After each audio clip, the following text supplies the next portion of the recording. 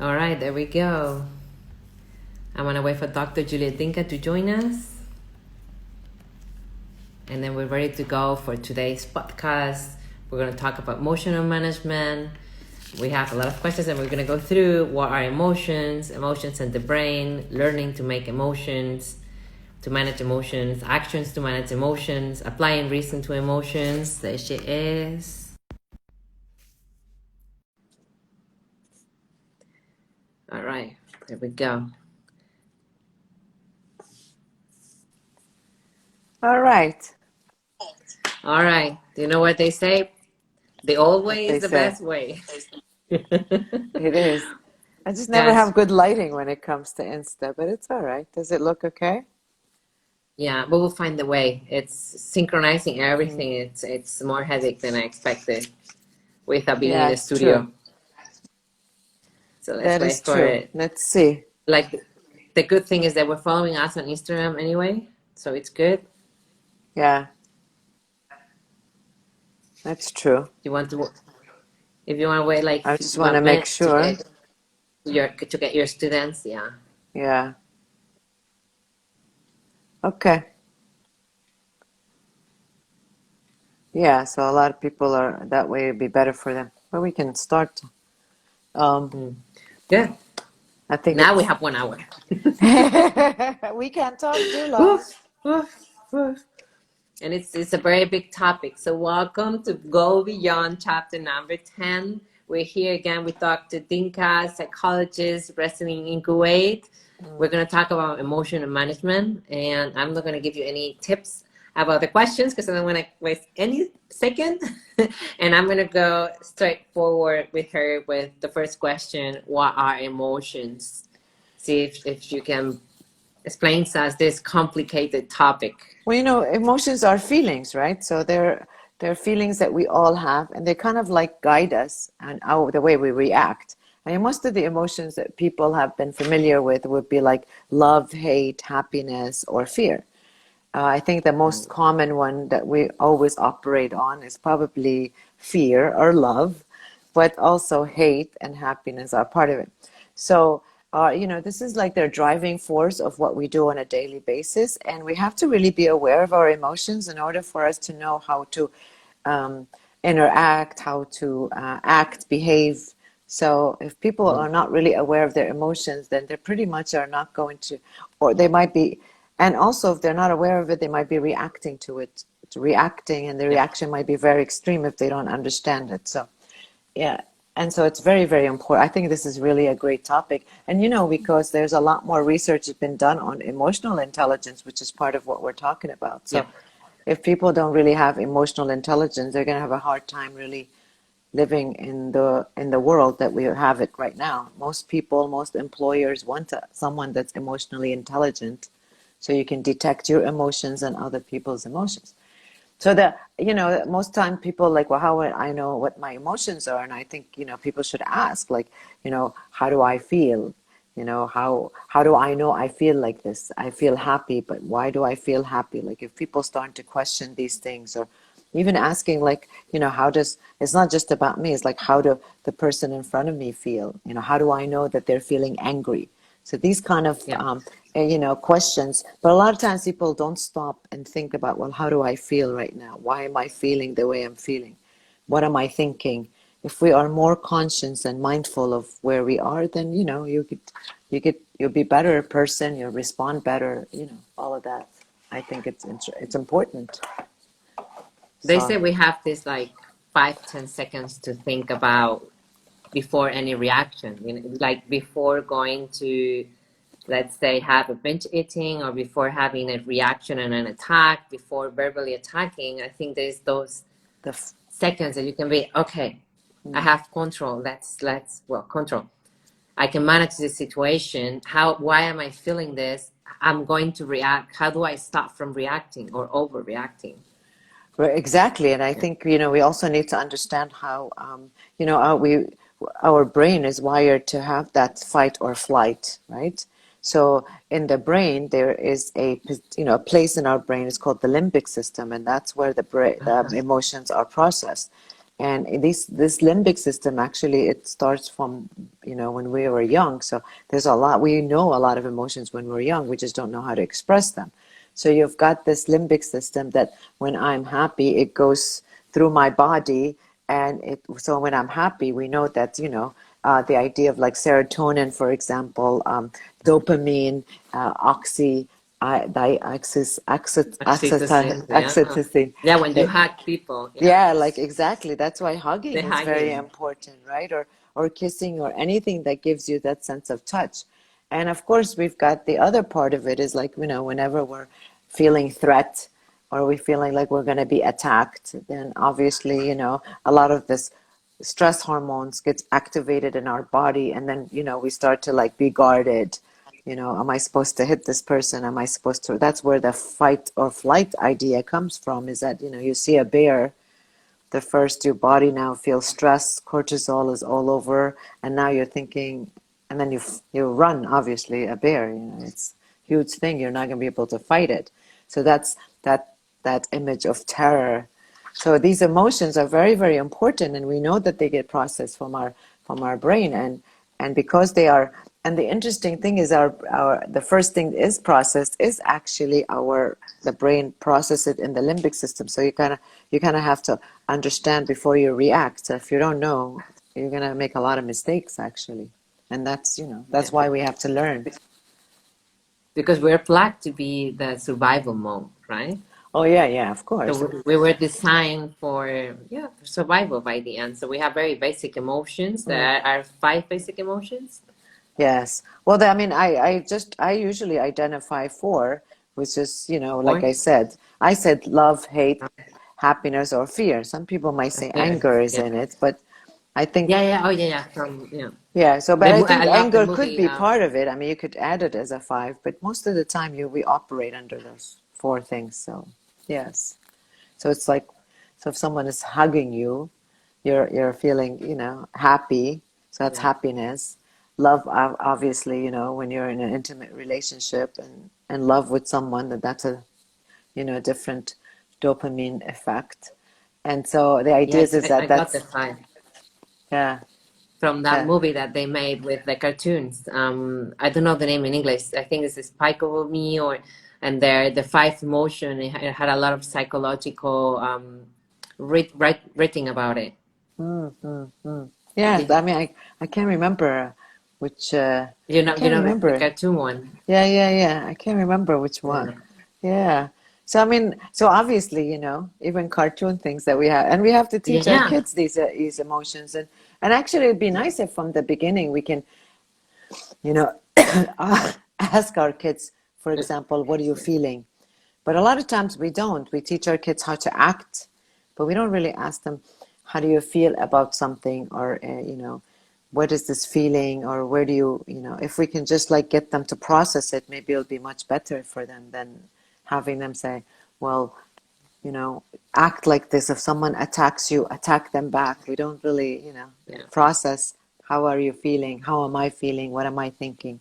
That's why it's very, very important, actually, learning about I love the emotions. question instead of how are you, how do you feel? Yeah, It yeah, makes a big exactly. difference. But the Yeah. interesting thing How is, do a you lot of feel? times people, when you say, how do you feel? Like a lot of times people say, I'm fine, right? Yeah. And maybe it's because a lot of times we don't want people to judge us. If I said I'm angry, then, people might judge us and say, well, why are you angry? Or maybe because people don't have time to hear you saying, well, I had a bad day today. So oftentimes we say, oh, I'm fine, I'm fine. And that's the only thing most of the time say, they don't really, a lot of times people don't feel like they have the right to express their feelings, unfortunately. Yeah. Yeah. That's so true. That's Mm. so true.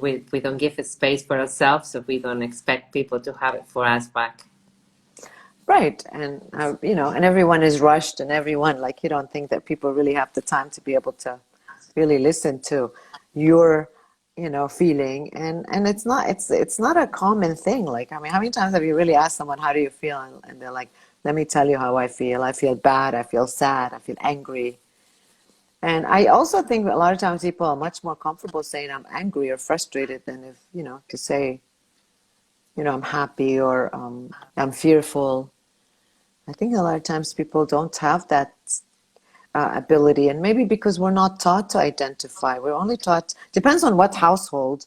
If you grew up in a Yeah. household that has a lot of anger, then anger is identified faster, or crying or sad. But most of the time, people really don't know how they feel. I mean, with my patients, it's like, well, how do you feel about that? And they're like, I don't know, I don't know.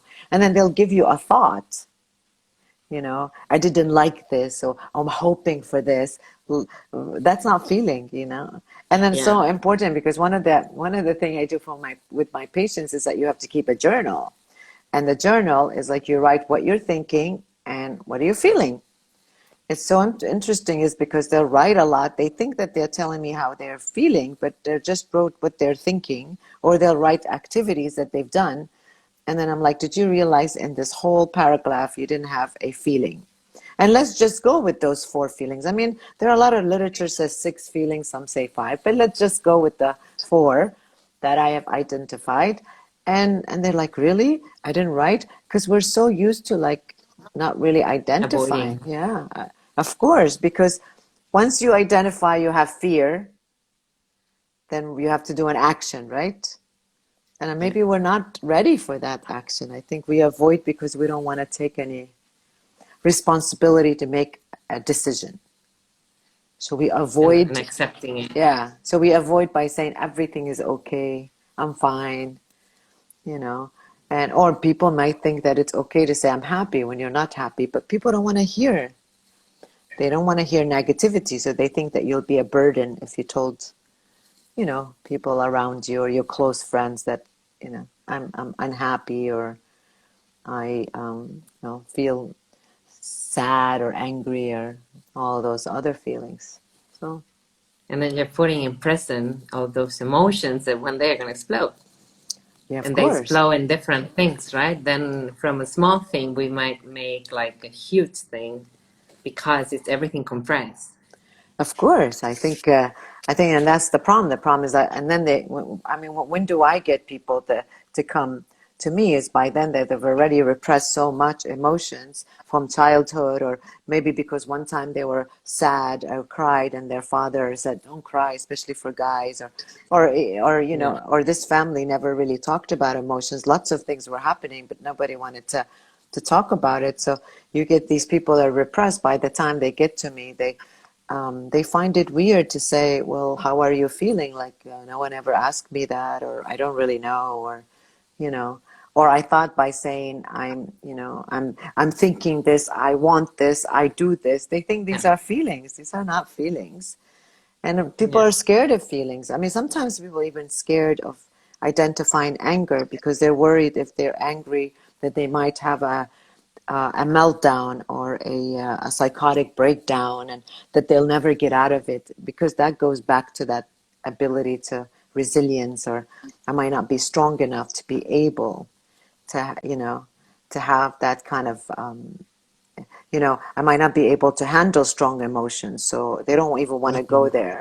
So by the time we get them, it's like I have to reteach them these emotions. We have to talk about the brain, and when you had this incident, what process went, what did you do with that? Did you take time? So you get either these people that are like lash out very quickly, or the other ones that like just don't process, and they just either repress it and don't have to deal with it until they start to have panic attacks, or they start having this crying spell for days and they don't know why, or when they get this major breakdown of some sort, and then they're realizing, well, maybe I don't know how I feel about things, so they have to relearn. you know But the longer they wait to, let's say when someone comes to you, they already like break down. So the longer they wait holding the emotions, the more difficult it is to find the source, I guess. Well, yeah, of course, because then it's like, and that's true, because a lot of times people like, I never can tell these lights. The longer you I wait, think you look amazing. okay, because I can never tell And these lights. everybody, if they can say it, because I see it looks very Uh, good. um, so it I must look be very I need white. a new phone. I That's love what your I need. light though. Oh, you do? So, Yeah, I have like a lot of white lights well, around it's me. because I turned those lights earlier off, so it's okay. But I No, mean, it's it's good. true. I think a lot of times, and I think we need to, that's why probably in psychotherapy we go back to childhood and to understand particular traumas, because that's probably, so let's say you were, one time you got attacked in darkness, or something happened to you in the dark. And so you can't sleep with Uh-huh. the lights off. Let's just say that. All right. Or that there was some sort of an abuse happening, or, you got locked, or like your parents, like I know some parents who lock their kid in the bathroom as a punishment, right? With the lights off, and they'll lock the kid in the bathroom. So that's so terrible. But then what happens is this kid starts to get scared of darkness. And the idea is that because they get scared of darkness, now they can't sleep in a dark room. They got to sleep with the light. So here it is. You have Yeah. to be able to process that, well, maybe when you were punished or being placed or maybe something bad happened in a dark room, or maybe someone else's story that's close to you. Maybe a robber came in at night when you were sleeping. So all of these things can affect that this person is always afraid, not Mm. only from the light, but also afraid of darkness or afraid of certain things, or they're more anxious. So the idea is that then, this individual needs to understand the correlation between the childhood and the childhood trauma and how that contributed to this person being afraid. So a lot of these fears and emotions that we have, a lot of them can come from our childhood, and they could be built on when you get older. And this is when we start to teach people how to be logical with your emotions. Like we cannot just, like I tell my adults, okay, well, when you were a kid, you got locked in, and I know it's out of your hand, and this is the way your parents punished you. What can we do now that you can move on? Because, we have to use logic. We cannot just, like, even as adults, continue to live in the same fears that we lived in when we were kids. And because now we have to take responsibility, we have to somehow change the logic of it and make sure that we understand that it can change. The other thing is that people really need to understand that we can change emotions.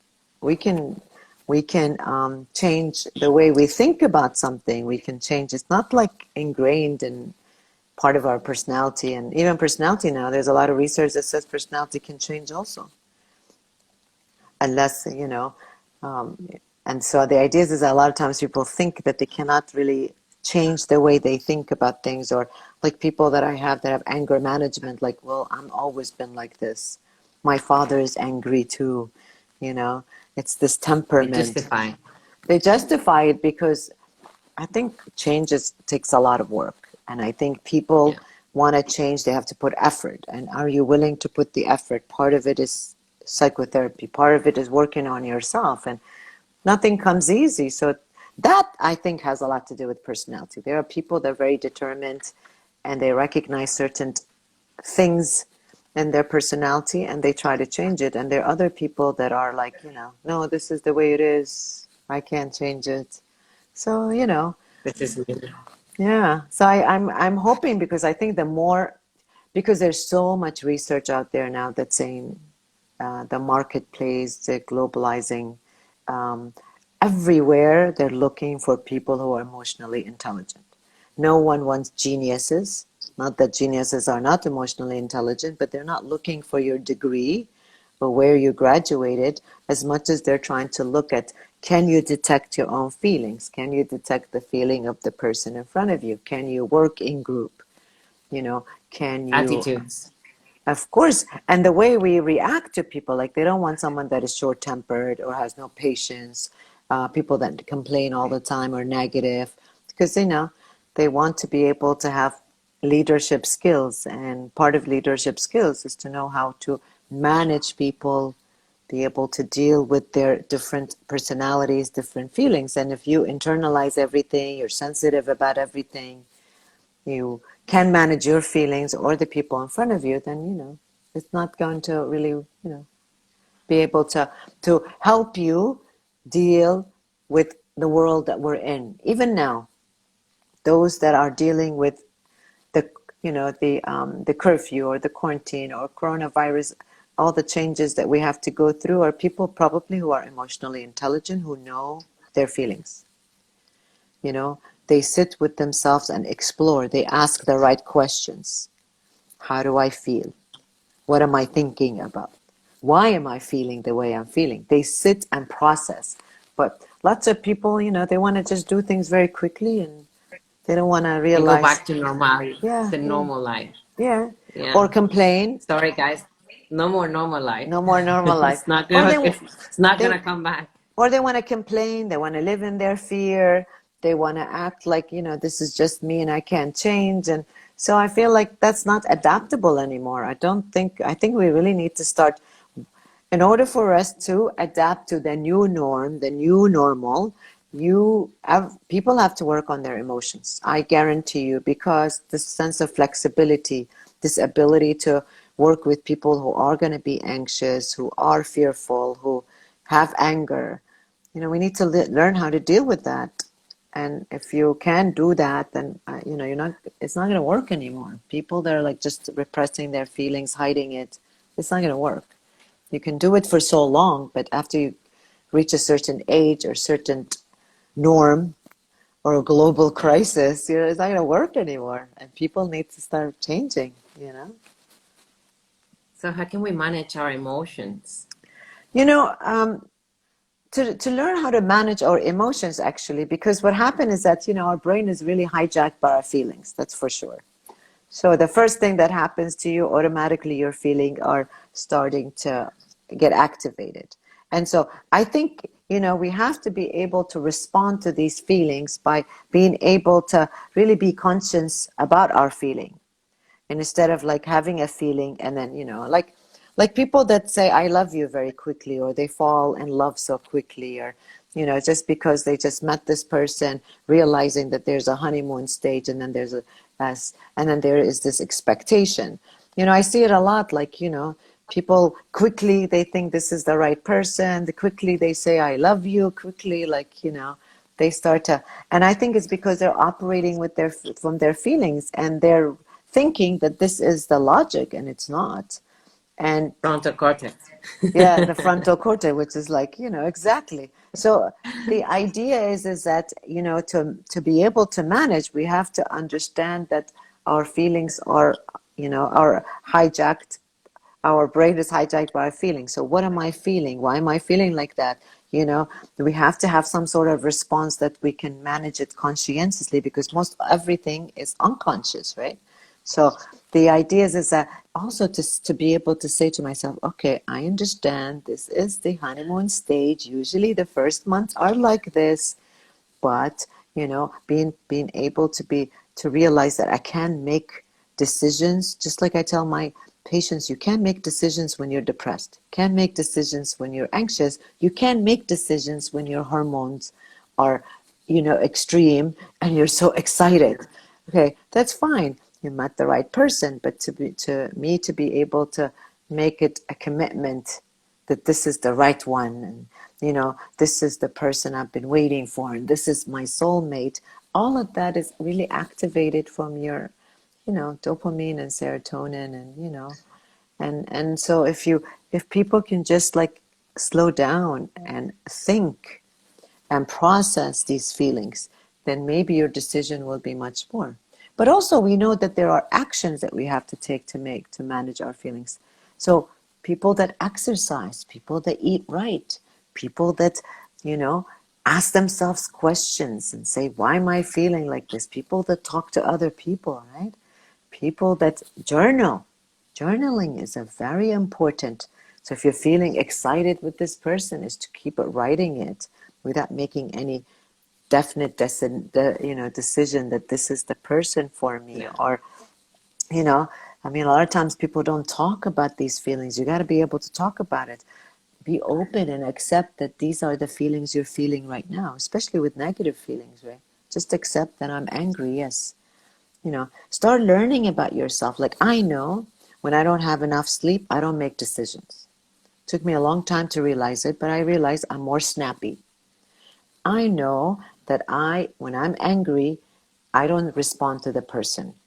I remove myself, because I know in my past I've said some things, because I am very extrovert and I have word diarrhea often, and that I might hurt the person. And I because love that. yeah, I do. And I react, and and I've learned through life, I'm not going to say anything right now.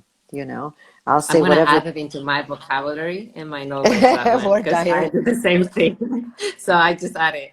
No, I know. I Yeah. just know now. I mean, after, of course, at my age, by now we've done a lot of self-exploration and I've realized it. But I know there are certain things. I don't make decision when I am anxious, stressed, because I have a lot of things to do. The major decisions I don't make, right? I know that I have to be able to take time to think about something if I'm needing to, or I ask, like, nowadays I don't just like, I'm not anxious. I got to make a decision if someone's offering me a job or someone is giving me something, or I usually, and now I realize it is okay. Before I didn't, because I felt like I had an anxiety. I got to answer this person quickly before they change their mind. In my 20s or 30s, now I realize, no, no, I don't have to do that. I will take the time to consult somebody that's older than me, or ask my friends what they think, or talk to myself and think this is the right thing. Do the positive. I'm not in a hurry to give someone else a response just because they need a response. So I analyze these things. I know I have triggers. I know certain places might trigger me. I don't. And this is what I teach my client. The same thing I would be doing. Like, if you haven't slept for 2 days, why are you making a decision about changing school, or getting a divorce, right? So if you're angry at your spouse, this is not the right time to think, I'm going to get divorced. Well, we'll deal with that later. You can put it in, like, another file. Right now, let's just deal with the feeling that you have. But people Yeah. get angry. I'm going to get divorced. I'm moving out. Okay, that's why I tell people you should separate first, because you need to understand, where are your feelings? Mm. Did he trigger something from the past and it wasn't his fault? Is it your reaction? Are you reacting from the feeling or from the logic? Got to think about these things. And we're, but this takes practice. If you have a healthy lifestyle, if you exercise, if you do a lot of, like, talking and distracting yourself. Distraction is good, you know. So if I'm distracting myself, then I don't have to be able to manage this feeling right away. Anxiety, for example. Distract yourself. I mean, people have panic attack. I tell them they distract themselves. Distraction is good. Yeah. Distract yourself It's with work, with school, with whatever, your kids, whatever you need to do, with working out, speaking to your friends. Distraction can work sometimes, because it doesn't give me the anxiety that I gotta have an answer. So people that are making decision about marriage or divorce, or relationships, or big decisions in life, should I quit my job, for example? Should I go into a different field? Like, people constantly ask me also, like, I hate my job. Do you think I should just quit and go look for my path in life or my passion? I don't agree with that. I think you should find what your passion is. I mean, now some people might disagree with me. Some people have said, no, you quit your job, that will force you to go into a new path. I think you need to start thinking about, what is it exactly. You can't quit your job and you're lost. But people that have a business in mind, people that know that they already have a thing that they're going to put their energy into, that's fine. But I don't know what I want to do, but I hate my job. It's not the right time to be able to just, because you are quitting because you hate your job, but you don't have a plan. And so that's why people need to take time to be able to think about that. And that's how we should manage it. We should become aware of it, be conscious about it, mm, take a minute and say, okay, I know I'm angry right now. So it's best I don't say anything. And I say that sometimes, if I'm really angry, yeah. I say to this person, look, let's not talk about this right now. Let's talk about it, in a couple of more days. Or I'll ignore the person that has done something to me and I'm pissed off. I'll ignore their calls. I mean, I'll call them later, obviously, but Yeah. I'll give myself 2 or 3 days. I don't want to respond because I don't want to say the wrong thing. And most people need to do that also. It's okay. Take a break. figure it out. And emotion has time. Yeah. So the thing is, sometimes it's difficult from when you're burning to just say, okay, let's take this. Let's just take a time. Like when I argue on the phone, I just hang the phone.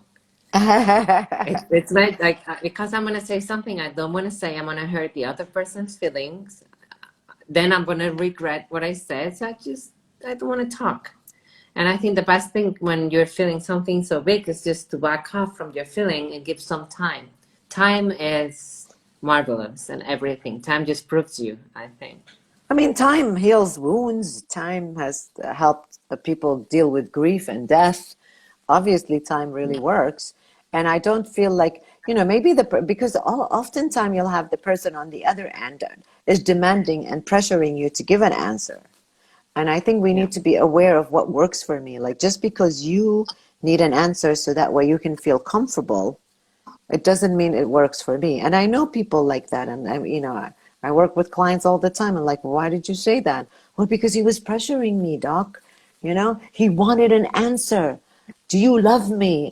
I wasn't sure. So I said yes, just to make him happy. Well, it doesn't work that way. But you have to be able to know what works for you.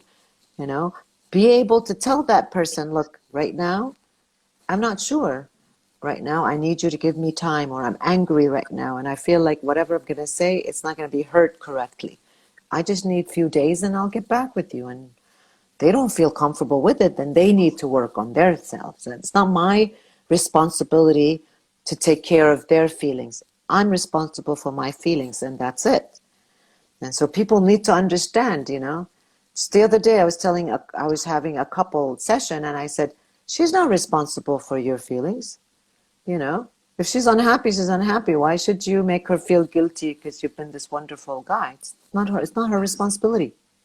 Just as much as that it's not your responsibility to be able to take care of her just because she's needy, for example. People need to understand I'm not responsible for anyone else's feelings except mine.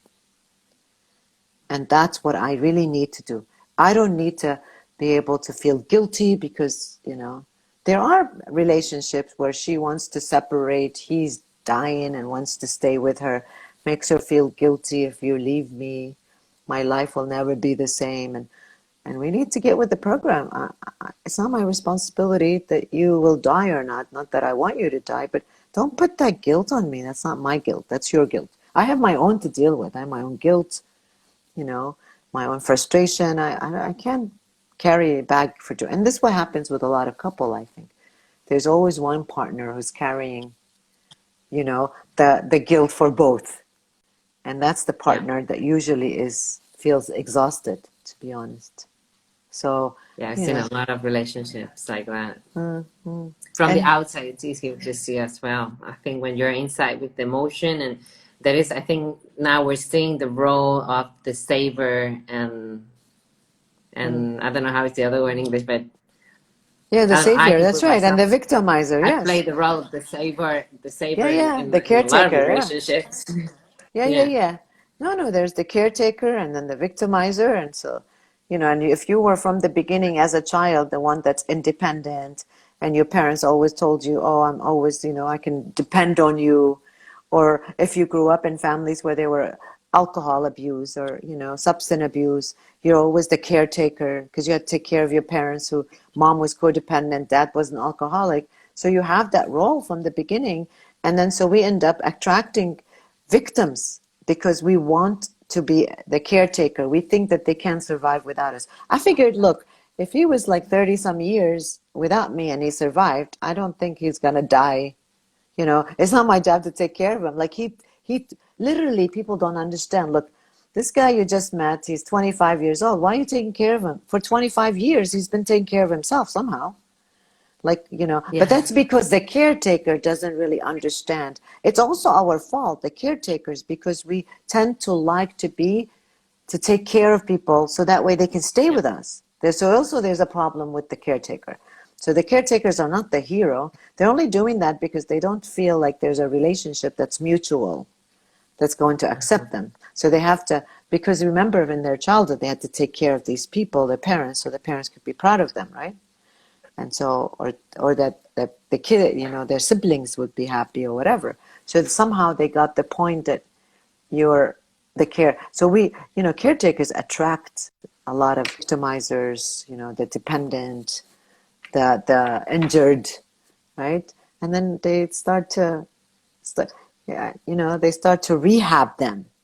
Like, I don't think that we are a rehabilitation center. Women are not a rehab center.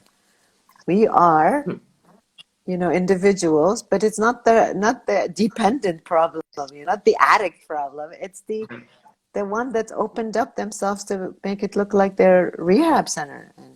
But so we have to be responsible for I'm not here to take care of anyone. I take care of them emotionally, but I'm not going to create a dependency because it's not healthy. But again, we have to understand ourselves before we start understanding the person that we're with. So I was just gonna say, we need a subject in school that is know yourself. yes, true. That's true. But I think that And if we can no teach one our can. kids emotions, the more we teach our kids, the more we, or the more that you can explore and be mindful of where you are right now, the more you can go to therapy, for example, understand yourself, the better and healthier person you're going to be. Forget about relationships, because the healthier you are, you're going to attract healthy people.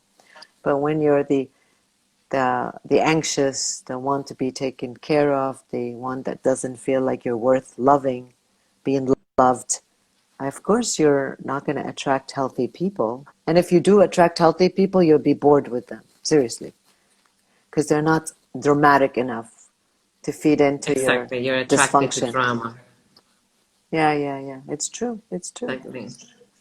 Yes. It's so No one's true, Sarah. saying It's so true. it's so. And It's you so have any true. question? It's so drama. Yes, it's true. Yeah. No, they gave us the name of the movie. It's called Inside Out. Oh yes. Inside Yeah, Out. That's Inside right. Out. Yes, It's that's I right. love That's to right. have to explain something so complex and in a simple way. Yeah. That's Yeah, right. they're True. saying how do we teach children to understand about our feelings? I was just gonna ask, like, how can you teach something you don't know? So first you have to teach Mm, yourself. mm, And I think when you teach and you apply to yourself, the best way of teaching someone is by applying. So by mm. proving, by showing. So as a role model. So a mother that does that will be a role model for the kids. Yeah, and I think, you know what? I think that also we have to get into the habit of asking, how do you feel? I mean, I'm a parent, and I feel like, I have to remind myself to ask that question, how do you feel? Because as soon as a kid does a behavior that you don't like, we're constantly targeting the behavior, right? So the idea is that we never really ask, why did you do that? Or how were you feeling when that happened? Or, it's not practical. I mean, obviously for me, because I'm a psychologist, but the idea is that I think it's not practical, or that it feels fake for some people, or, or because we're not taught to talk like that. So when a kid is bullied, we always ask, well, what did you do? Did you fight back? Did you tell the teacher? And then, well, tomorrow I'm going to school and I'm going to talk to your teacher about it. You've heard the story, but we haven't asked one question. How did you feel about being bullied, for example? We don't ask these questions. Maybe because we don't know what to do if our kid says, I'm scared, and then suddenly we panic. Or, maybe because if our kid, says something that I don't know what I'm going to do with that emotion, and we avoid it, but we don't. We're not. I mean, and so if we can't even do it for our kids, we're probably not doing it for ourselves. Like, I don't know too many people, it's people I work with, and obviously they've learned to deal it. But I have not known a lot of people that the first thing when they go through a traumatic event, like a car accident, or I don't know too many people that just stop and say, wow, what is this, how do I feel about being injured, or how does it feel to be in this accident, or how do I feel about just hearing someone I care about died, like just taking a moment, because we're so busy trying to be Uh-huh. action. We're not taught to just take a minute and think, okay, I'm sad, or I'm angry because this person died, or I'm disappointed. Disappointment is not a feeling, but the idea is that this anger, this sadness, this We should ask ourselves first. Emotion. Yes, And I yes. think even when we're taught to stop, at least for myself, even though I'm taught and I force myself like, okay, why do I feel like this? Sometimes I go too far. Like I would say, okay, emotional meaning of twisting my ankle, what I was feeling when I twisted my ankle, why did this happen? What does the ankle mean? It means flexibility, moving forward, which area in my life I'm not being flexible. So I realized that I was just overthinking, that I'd maybe suppressed a little bit myself from actually feeling it. Because I was trying to put so much logic into it and so much thought, but I also catch myself like, okay, done. I read and I ask and I saw, and now it's just time to feel that I twisted and I twisted.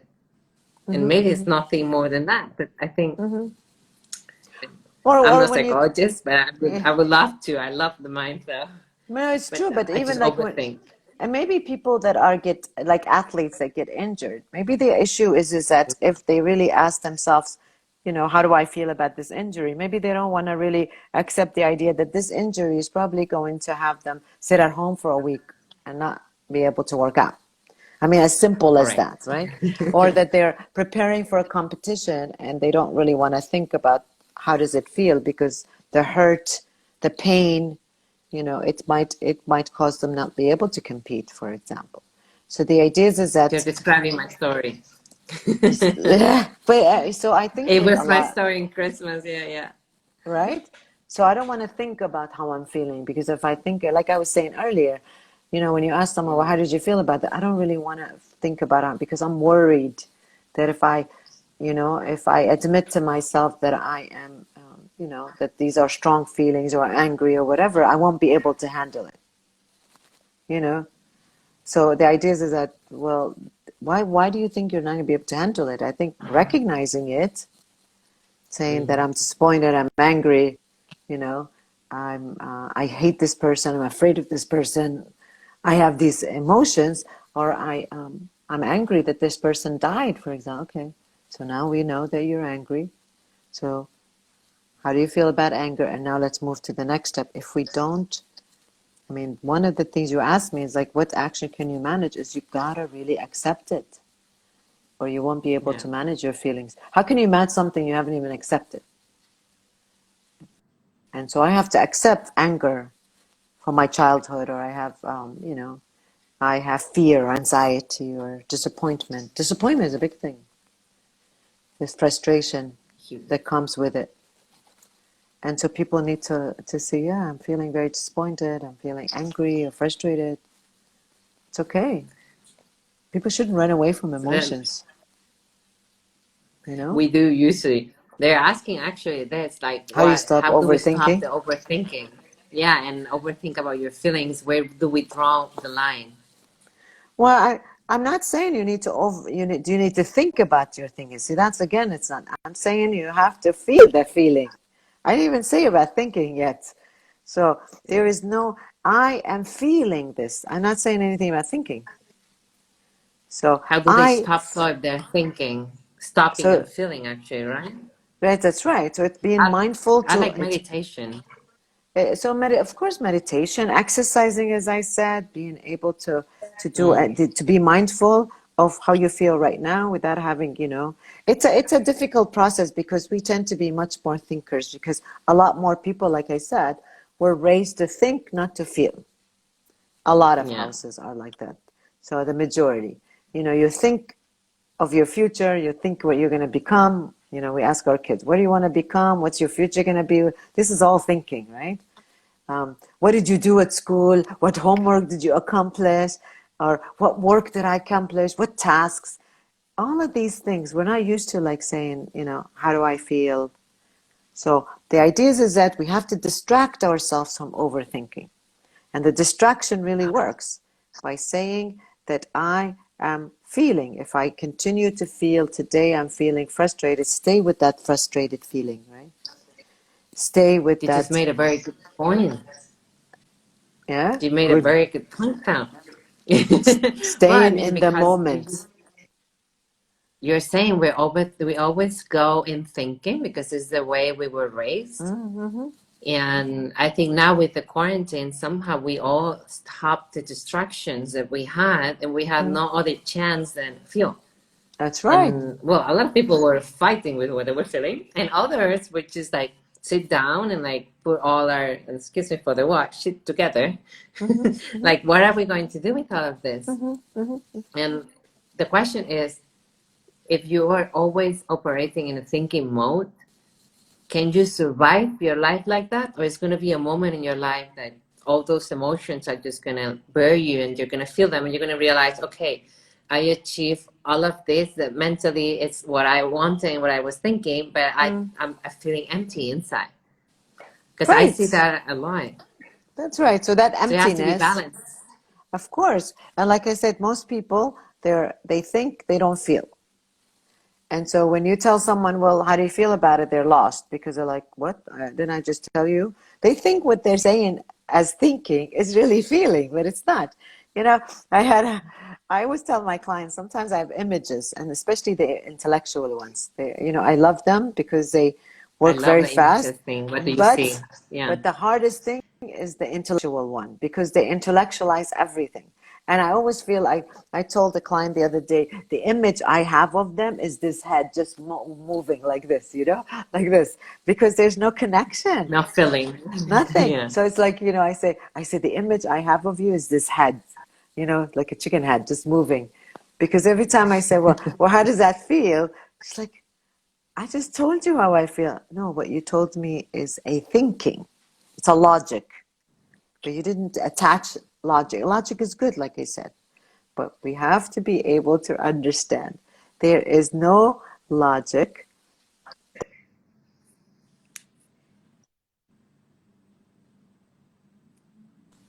having logic with. So if someone is head, then they're a Yeah. problem. And if someone is only feeling, it's a problem. And then you have the other part of that also, the sensitive, the one that's like, crying about anything, hurt about anything, no sense of self-control, constantly playing the victim, that they have no part, they haven't played any part in anything that has happened to them. So you get these two different type of people. And so the thinker is not good, because we're talking about emotional intelligence. And to be emotionally intelligent, you have to know when to use logic and feeling together. Then they're perfect when you make decisions. So you can't be feeling. It doesn't make sense, because all your behavior will come from your feelings. And you can't be thinking, because ultimately your body will have a lot of emotions that you haven't recognized. And then we go into a lot of mental illnesses come from that. Yeah. So you'll have an explosion, and suddenly you don't feel like you used to feel. Like I had a person the other day. I don't know, doc. I'm not the same person as I was 2 months ago. I've changed. Everyone around me tell me I'm changed. Obviously. I'm Even sleeping. from yesterday, you're a new person every day. No, but If she's something talking. happens to you today, No, but she's talking about the idea that she's lived this life for a long time, where she pretended she was always happy, pretended that everything was great, and suddenly she doesn't know why. Sometimes it comes with age, sometimes it comes out of the blue, sometimes it comes from the global crisis. So consciousness. this global crisis, somehow something happened where now she can't sleep, she's scared, totally different characteristics that she used to have 6 months ago. She's not the same person. She's like, I've never been scared, now I'm scared. I used to sleep fine, I can't sleep at all. I'm not eating. I feel like I have nausea all the time, and all her medical exams were fine. So it means, and then I'm like, well, probably, and after, of course, at first they don't tell you all these things, and then when I find out about these other things, I'm like, obviously, she's been That's pretending to another be thing. strong. She's been pretending to be strong for her family. 30 years of this We go to pretending. see a psychologist and we don't open. Well, Yes. I Well, never, I haven't been, but like, it's, I'm put in this situation. Like, if you go to see, like, I go to see coaches, Uh, And the first thing you have to do is just look, this is everything. What do I do with it? And then it takes you a few sessions even to open, because it seems like it's hard for them to open with us in certain things and to win the trust and to, well, but the first move is making the effort to contact you. yes, Maybe and much sometimes easier we no, if they but just some. open. Well, I think it's also not because they're not open. It's because, people are new if they've never been to a therapist before. Like people have gone to therapists before, they probably have. But a lot of the majority of people I see, they've never been to a therapist. So they don't know, they don't know if saying to me that I've always pretended I'm happy was something important, because in her mind, she was happy, Yeah, right? She was a caretaker for her family. But in her mind, that was a natural thing, right? And yeah, until her sister was with her and she's like, no, you're like this, you're like that. She's like, really? Because so a lot of times it's not that they don't want to tell you, is that they think these were normal behavior until you get to a yeah. psychologist and they're like, that's not normal, Mhm. you That's not know? normal. No, not normal. So But a I lot of think the times, psychologist figure is so necessary in our lives. Like I think yeah. even in companies, and to me, I mean, I find it normal to work on myself, to make a consultation with a psychology or like a Mm. coach. I prefer a psychologist if it's something more important and deeper, because of course your studies are much wider and it goes more connected to the science and I don't even any want to other talk ones. But about, I don't even want to talk about coaches, to be honest. It's like, yeah, uh, there's a lot of variety, but why is it so like, oh, I'm going to a psychologist. Oh, then you're crazy. No, I'm working on myself. I yeah. detected a pattern. I want to solve it, so I want to do something about it. I don't know why we made it, because even Mm, before I got into the, not the topic, but so much into this world, even the word a psychologist or psychiatrist, it's just more like mm, medication will be like so big. But now we're in this consciousness era. mm. It's, I would tell to anyone that's going through anything that's not normal to actually work on it. And okay, you can read a book, but Mm. it's the best to have someone that can walk with you. Yeah, That's and I why mean this is good that and we're I doing think it's this. So it's, that's true. I think it's because people really still live in that stigma, Mhm. right? The idea is that if I go to a site, this is why I didn't want to even want to talk about coaches. And I think the reason people will go to a coach, even though they know some of these coaches are not really qualified, and they're not qualified to be psychologists, even though some of them are pretending to be. But the idea is that because it's easier to say, I'm going to my coach, because a coach could be a Yeah, trainer, it could be anything. So it's a form of terminology. But then, these coaches are not PhD. They haven't studied 10 years and they don't really know how to diagnose. They can give you a word, of like sympathy, but it doesn't mean that but they'll go to a coach and they won't go to a psychologist, psychiatrist, because the stigma yeah, behind it. I know, I mean, so many people like see me. I mean, right now I do teletherapy, thank God, because I feel like that's what people really needs. Because in teletherapy, I don't have to hear this. Is anyone waiting in the room? Can I sit in that private room? Because we have so many private rooms, right? And the idea is like, if they see you here, obviously they have a problem too. I mean, why are you so preoccupied? But it's the idea of like, yeah. I don't want people to think mothers worried about their daughter's reputation. She might not get married. But the idea is that, if you don't really work on yourself, then you get married, especially with this new generation. And that's why we have a lot of divorces. She gets married, he has issues, she has issues, they've never even worked on it. And then now they're like, exploding in each other's face. But instead of like coming to work on it, they want to get divorced right away. And so it's the stigma behind that. And it's very interesting because always the stigma about like, people might think I'm crazy. People might think that I am, that no one is going to see me as normal. And there, and I don't know when we're going to get to a point where we're going to understand. Like I tell a lot of people, do you have to take medication for your diabetes every day? Well, it's the same thing.